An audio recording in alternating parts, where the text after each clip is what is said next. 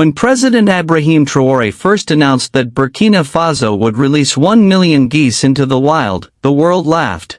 To many, it sounded like a strange gamble. Birds more commonly linked to European farms or Asian rice paddies were suddenly being cast as the saviors of a Sahelian nation battling drought, poverty, and hunger. Critics at home called it wasteful. International media branded it eccentric. But Traoré has always thrived where bold imagination meets desperate necessity. For decades, Burkina Faso had struggled with food insecurity. The country relied heavily on imported wheat, rice, and frozen chicken to survive. Local farms, constrained by desertification and unpredictable rains, could only produce enough millet and sorghum to scrape by. Drought after drought left children malnourished, farmers frustrated, and youth restless. Something had to change. Traoré's vision was radical yet simple: use nature's resilience to fight nature's harshness. Geese, hardy waterfowl with remarkable survival instincts, could thrive in rivers, ponds, and irrigation basins. They feed on weeds and crop residues, requiring little expensive feed. Their eggs are nutrient-rich, their meat in high demand, and their feathers valuable for bedding and clothing. A goose, Traoré argued, wasn't just a bird, it was a moving bundle of economic opportunities. But this project wasn't just about food. It was about reshaping the rural economy and rebuilding social unity. Villages near rivers became community-managed goose habitats. Families who once fought over scarce harvests now worked together to protect and breed the flocks. Geese became both nourishment and a symbol of shared responsibility. At first, chaos seemed to prove the critics right. Birds wandered into fields, damaging crops. Farmers hunted them for quick cash. Opposition politicians mocked the plan. But instead of retreating, Traoré doubled down. Veterinary teams and agricultural experts trained communities in goose management. Rules were introduced: families could harvest some eggs and meat, but breeding flocks had to be preserved.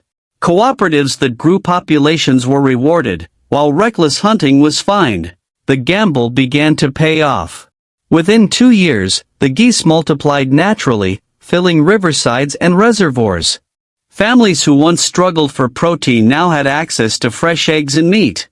Malnourished children grew healthier. Women's cooperatives thrived, selling cooked goose dishes in markets. Even feathers found value, collected for pillows and blankets. The real breakthrough came when Burkina Faso began exporting goose meat internationally. With modern slaughterhouses and cold storage built in advance, the country was ready. Partnering with Turkish and Chinese experts, Burkina Faso adapted global poultry standards to local conditions. Suddenly, what began as a ridiculed experiment became a billion-dollar industry, feeding the nation, empowering women, and earning foreign exchange. And in the process, the goose transformed into something more than livestock. It became a national symbol of pride, resilience, and sovereignty. President Traoré showed the world that even the humblest bird could help carry a continent toward independence. Soon, crates of frozen goose meat branded proudly from the Sahel, with strength, started appearing in markets across the Middle East and Asia, where goose is considered a delicacy.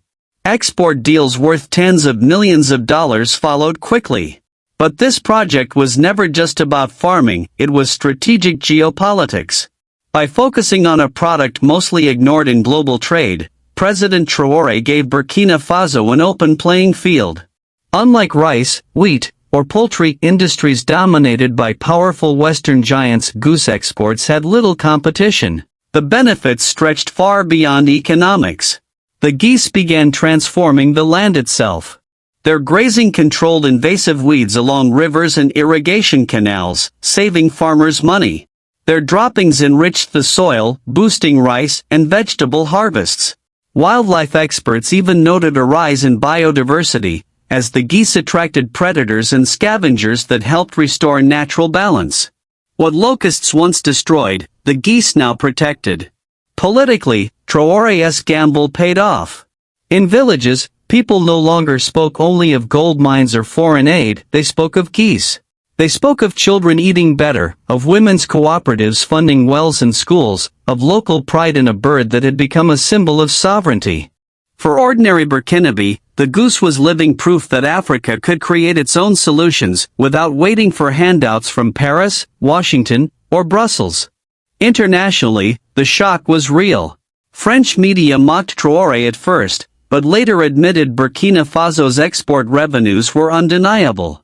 Chinese analysts praised the scale of the project and hinted at new investments in goose oil and liver products. Across Africa, delegations from Mali, Ethiopia, and beyond traveled to study this Burkinabe goose model. Once again, Traoré hadn't just solved the problem, he had set a precedent for the continent. But perhaps the project's greatest success was psychological. For decades, Burkina Faso was portrayed globally as fragile, dependent, and poor. The Goose Revolution shattered that narrative. It told a new story of a nation willing to innovate in ways outsiders never predicted and could not control. In Traoré's vision, feathers had become flags, geese had become ambassadors, and the rivers of Burkina Faso had turned into rivers of hope. The release of 1 million geese, once ridiculed as a joke, had become something far greater, a declaration of independence. And this was only the beginning of a story destined to spread across borders, industries, and imaginations. By the third year of President Ibrahim Traoré's daring gamble, the Million Geese Project was no longer seen as a joke. What once sounded like an extravagant experiment had become a pillar of Burkina Faso's food system, a new source of cultural pride, and the backbone of an emerging economy. In the villages along rivers and irrigation canals, life was changing fast. Families who once stretched a few handfuls of millet to survive the dry season now had something extraordinary: goose eggs. Each one was massive, packed with protein, and could replace 4 chicken eggs. Schools began serving goose eggs in their meal programs, and teachers noticed the difference. Hungry children who once struggled to focus were now alert, energized, and ready to learn. Nutrition surveys confirmed it. Malnutrition had dropped by nearly 20% in the regions where geese thrived. But the revolution wasn't just on the plate, it was in the markets too. Women's cooperatives quickly organized, smoking goose meat for preservation, cooking stews, and selling ready-to-eat meals.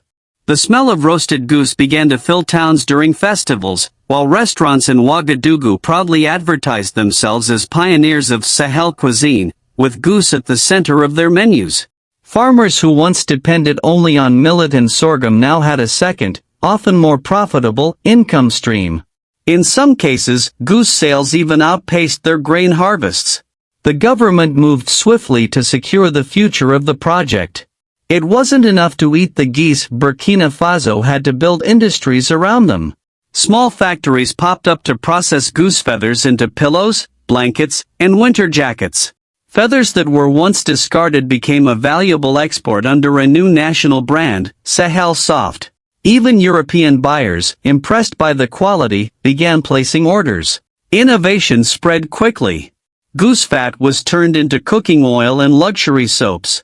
Rural entrepreneurs experimented with goose liver pâté to target wealthy markets in the Middle East and Asia.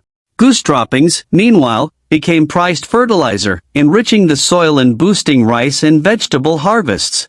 Irrigation zones became hubs of integrated farming. Geese provided protein, droppings fertilized crops, and the same water supported rice and vegetables. What emerged was a true circular economy, an African blueprint for sustainable agriculture. The social effects were just as powerful. Women's cooperatives used their profits to fund schools, wells, and health clinics. For the first time, many rural women gained both financial independence and collective bargaining power. Young people who once dreamed only of migrating to Europe began to see opportunity at home as farmers, traders, or technicians in new processing plants. The geese had sparked something bigger than food security, a social awakening. The world took notice. NGOs that once delivered food aid shifted their focus to supporting local cooperatives. Delegations from Mali, Ghana, and Chad came to study the Burkinabe model, and some even purchased breeding pairs to start projects of their own. The African Union hailed it as a shining example of Afrocentric innovation. When Traoré stood at the AU summit and declared, "Africa will feed itself with wings, not handouts," his words went viral across the continent. Of course, not everyone was pleased. International poultry corporations worried about new competition. Lobbyists in Europe warned that African goose products could undercut luxury markets. Western aid organizations accused the project of being too nationalistic. But these criticisms only reinforced the message Traoré had been repeating all along: Burkina Faso was breaking free from dependency and charting its own course. At home, support for the project soared. The government declared an annual Day of the Goose, celebrated with parades of children dressed as geese, cooking competitions, and cultural performances. What began as ridicule had now become a national festival of pride. The goose had truly taken flight, and Burkina Faso along with it. The goose had become a national symbol of resilience. Farmers painted goose motifs on their homes, and artists filled walls with murals of geese soaring above the Sahel, a living metaphor for hope. By the fifth year, the results were undeniable. Goose populations had tripled through natural reproduction, with more than 3 million birds thriving across rivers, lakes, and village ponds. Export revenues from goose products, meat, feathers, fat, and liver, crossed the $1 billion mark. Poverty in rural regions began to fall sharply. And the government's dedicated Goose Fund reinvested profits into electrification, schools, and healthcare. But the deepest change wasn't just in numbers. It was psychological. For the first time, Burkinabe citizens no longer saw themselves as prisoners of drought and geography. They saw that creativity could turn scarcity into abundance. As one farmer put it during a TV interview, "They gave us aid, but it never stayed. They gave us loans, but they buried us. The geese, however, multiply on our land. They are ours, and so is our future."